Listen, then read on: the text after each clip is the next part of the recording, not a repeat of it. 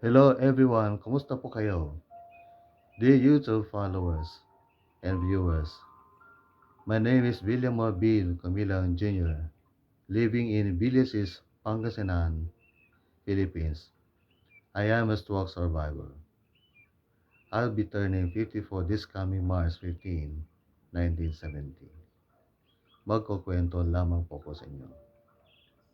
When I was 44 years old, now I am 54 years old. In 2014,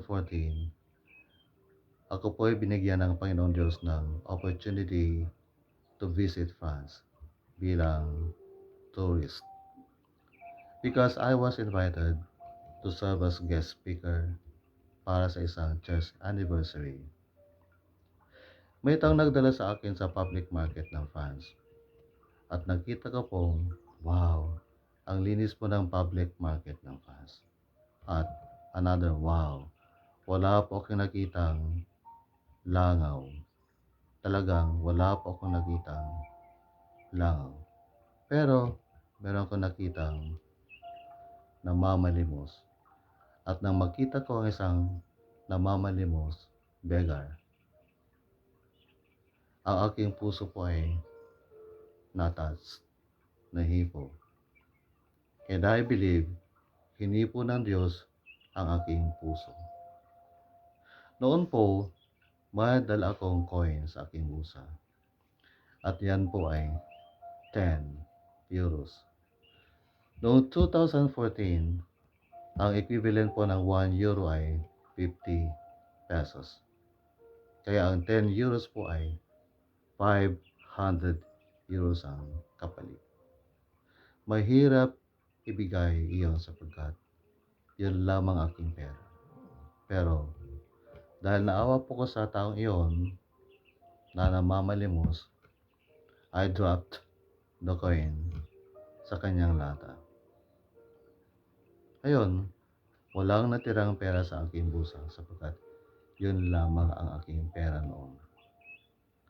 At nang ako'y makauwi sa aking tinitirhan, may isang lalaking lumapit sa akin. At meron siyang inaabot na sobre. At nang aking buksan ang sobre, meron pa ako nakitang aking ikinamangha. Alam niyo po ba kung magkano ang laman ng envelope, sobre? Ang laman ng envelope po ay 100 euros na ang katumbas noon ay 5,000 pesos. Wow na wow na wow, mga kaibigan. Ang laki po ng kapalit ng 10 euros na aking ibinigay. Ginawa ng Diyos na times 10 ang 10 euros. 10 times 10, naging 100 euros. At mula noon, malaki pong aking natutuhan tungkol sa pagbibigay. At hindi na po naging madamot sa pagbibigay.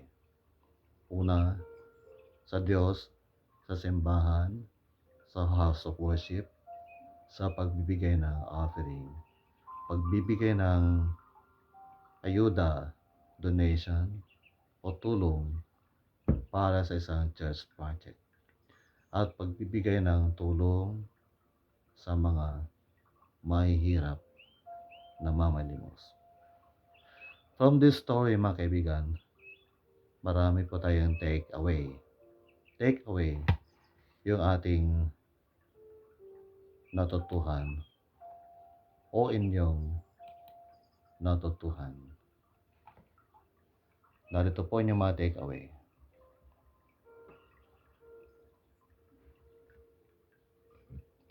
Una, God loves a cheerful giver.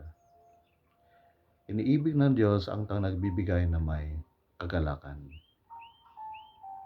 Pangalawa, God will repay every good act, like act of kindness, act of generosity, act of love, and act of mercy. Ngayon po mga kaibigan, ako'y magbabasa ng mga bersikulo mula sa Biblia para ang ating take away ay merong solid foundation o biblical support. Una po sa lahat, Proverbs 19:17, NIV. Whoever is kind to the poor lends to the Lord, and He will reward them for what they have done. Wikang Filipino, para nagpapautang kay Yahweh ang pagtulong sa mahirap. At pagdating ng panahon, si Yahweh ang magbabayad. Wow! Pagdating ng panahon, si Yahweh ang magbabayad. Sinong magbabayad? Si Yahweh, Jehovah, ang Diyos. At kapag si Yahweh ang nagbayad, ang Panginoong Diyos, wow na wow na wow na wow, malaki ang kanyang ibabayad. Gaya ng kanyang ginawa sa akin, mga kaibigan.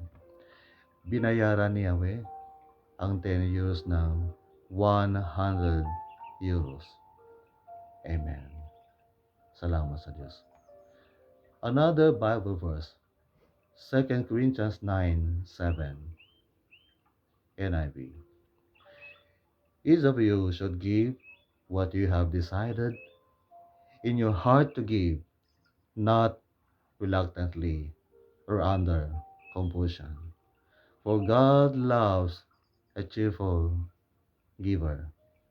For God loves a cheerful giver. Magandang balita, Biblia. Ang bawat isa ay dapat magbigay ayon sa kanyang pasya, sapagkat iniibig ng Diyos ang nagbibigay ng may kagalakan. Mga kaibigan, kapag tayo pinagbigay, hindi dapat napipilitan ang ating loob. Dapat kusang loob po tayo magbigay. We should give willingly, cheerfully, or happily. At kapag ating ginawa yan, ang resulta po ay pag-ibig ng Diyos. God loves a cheerful giver. And when God loves a cheerful giver, God blesses the cheerful giver. And when God blesses you, God will grant your desires and answer your prayers in accordance with His will. Mga kaibigan, short lang po ito, pero sana meron po kayong natutuhan. Huwag po tayong maging madamot.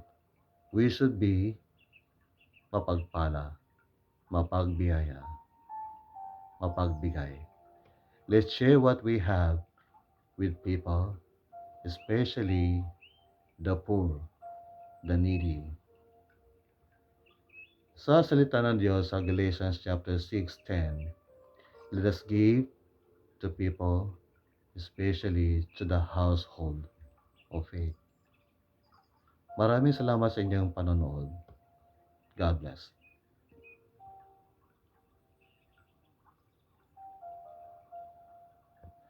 Give, and it will come back to you. Pagpalain ka ng Diyos.